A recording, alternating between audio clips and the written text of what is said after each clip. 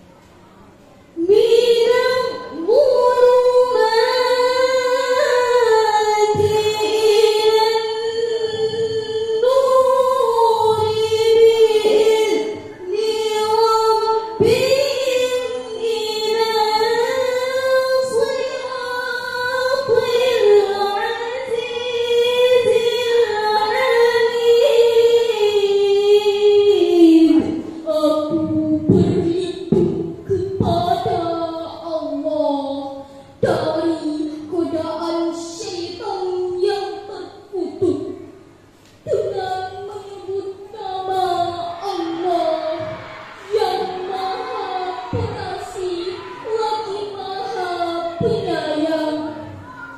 Alif Lam Ra. Ini adalah kitab yang kami turunkan kepadamu agar kamu mengeluarkan manusia dari gelap gulita kepada cahaya terang benderang dengan izin Tuhan mereka, yaitu menuju jalan Tuhan yang maha perkasa lagi maha terpuji. Hadirin rahimakumullah, Profesor Dr. Muhammad Quraisy di dalam tafsir Al-Misbah halaman 7 menjelaskan tentang pentingnya Al-Quran. Disebutkan Allah Subhanahu wa Ta'ala dalam bentuk jamak untuk kata zulumat, yang berarti aneka gelap, sedangkan an-nur yang berbentuk tunggal. Hal ini mengisyaratkan kepada kita bahwa kegelapan bentuknya bermacam-macam serta beraneka ragam, sedangkan an-nur adalah cahaya atau penerangan yang tak pernah memberikan gelap. Hadirin yang berbahagia, penjelasan tentang Al-Quran sebagai penerangan dan an-nur benar-benar menjelaskan bahwa antara Al-Quran dengan membangun karakter bangsa sama-sama memiliki sesuatu yang mengikat. Malik bin Nabi di dalam kitabnya Irfaj al-Mustashrikin wa Atharu al-Firi al-Hadis menulis, ilmu pengetahuan adalah serangkaian masalah atau metode yang membawa kita kepada sekumpulan masalah. Hal ini menunjukkan kepada kita bahwa membangun karakter bangsa tidak dapat dilihat dari apa yang disampaikannya kepada masyarakat, tetapi terbentuknya suatu iklim yang mendorong pembangunan bangsa, yaitu termasuk Al-Quran.